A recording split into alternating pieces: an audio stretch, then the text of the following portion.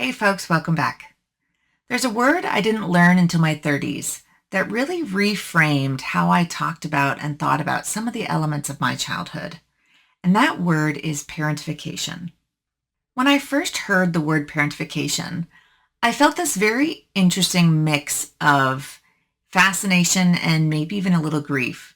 Fascination because I was actually able to put a word now to some of the elements of my childhood that I had previously just bundled under the generic abuse nomenclature. And then grief because, yet again, this is just one more reminder of all the things that I miss out of being a child. Now, how you label things doesn't always matter, but for me, I found it really helpful to have a name and a way to proactively and positively relate to others who'd gone through similar experiences. Growing up, I was what I would call mom number 2.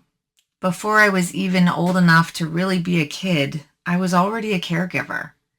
Today, I want to talk about what parentification is, how to recognize it, why it matters, and why naming it can really help with healing. In simple terms, parentification is when a child is asked to take on emotional or physical responsibilities that should belong to an adult.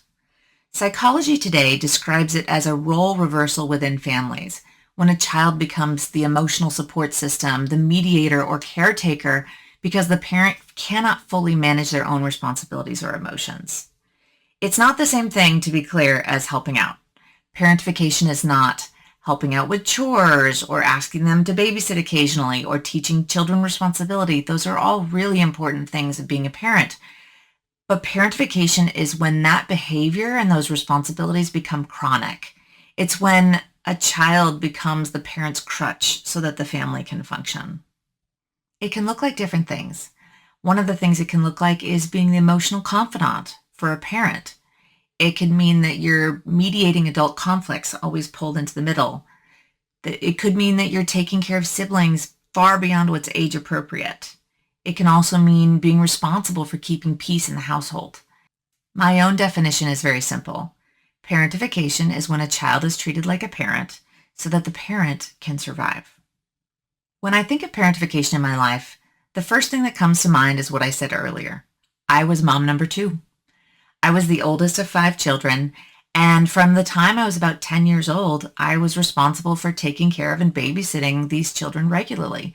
These children would be 8, 6, 3, and 1. Completely by myself, I'd be managing and taking care of them. And that's a lot of responsibility for a child. The other thing that comes to mind is chores and the household. My father would create chore lists for the house. And as always, I would always have the bulk of the list. That included cooking, cleaning, managing the household. When I wasn't at school, I was cleaning the house. My father would even make a point to say, "Your mother doesn't need to do all this stuff. We have children to do that."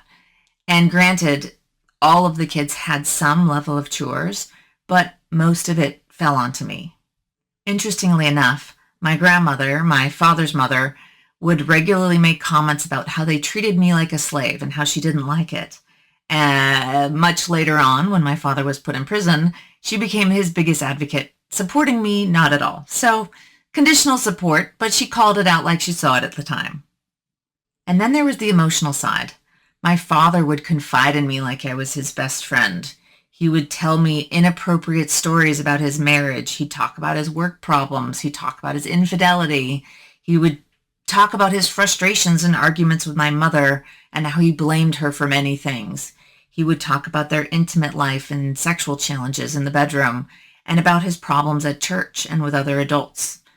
I became one of the biggest people he leaned on for comfort. I know now that that behavior was also heavily linked to a lot of that grooming and abuse that he was putting me through at the same time as a way to make me feel special, like we had this very powerful and intimate relationship.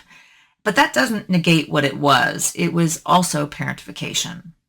My mother was less dramatic. She struggled in high-stress situations, and I often learned how to take care of things and manage things for her, making sure the kids were wrangled while we were at the grocery store, or when my father had manic episodes, I'd make sure the kids were pulled aside and were safe. When my brother had violent outbursts, I gathered all the kiddos to a safe place turn on a movie, and distracted them until the police arrived.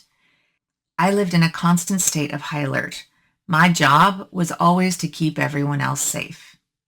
As a quick content note, the next couple minutes we'll be talking about some thoughts at a very young age about self-harm. If you want to skip ahead, I'll put the time up in the corner. I remember being about 10 years old and thinking about something that completely breaks my heart. I thought about hurting myself, really hurting myself.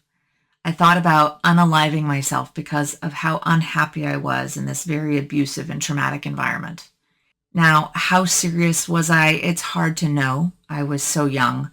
But I do distinctly remember telling myself, I can't do that because if I do that, no one will be here to protect the rest of the kids. I have to take care of them. That thought is not something a child should ever have. I don't remember deciding to become responsible. I just was. I don't remember being thanked for it, particularly either. I do remember being praised for being so mature and so responsible, and over time I learned that my value came from carrying the family in that way and keeping everyone safe and taking care of everyone. Most of my childhood memories revolve around stress. Cooking, cleaning, babysitting, managing emotions, protecting everyone, making sure not to trigger my father's anger and violent outbursts, making sure to obey the commands he gave us so that we would not get in trouble. I don't remember much play. I don't remember feeling carefree. My mother talks about family trips we went on and how much fun we had, and frankly, I don't remember them that way. I remember stress and anxiety and making sure that while contained in this very enclosed space with the whole family, that I had to make sure everyone stayed calm and quiet and not angry at each other. Early on, I learned to suppress my own needs. I learned that other people always came first. And unfortunately, that behavior followed me into adulthood. I became the caretaker in relationships, the rescuer, the one who overfunctioned and the one who burned herself out. It took years to retrain myself that I don't need to take care of everyone in order to be loved. If you're wondering whether this happened to you or is happening to a child that you know, here are some signs to look for. In children, parentification can look like a couple of things. It can look like a child feeling responsible for a parent's emotions. It can mean being the peacemaker or mediator in adult conflicts. It could be a child being treated like a therapist or a confidant. It could mean regularly caring for a sibling beyond what's age appropriate. It could mean a child not having appropriate time or space to play. It could mean being praised for being the strong one instead of being protected. It could be a child feeling guilty for having needs. And it could be a child believing that their worth comes from usefulness and not just by being loved. In adults who are parentified, it looks a little different, and it can show up later as a variety of things, including feeling responsible for everyone's happiness. It can mean difficulty asking for help. It could mean chronic burnout.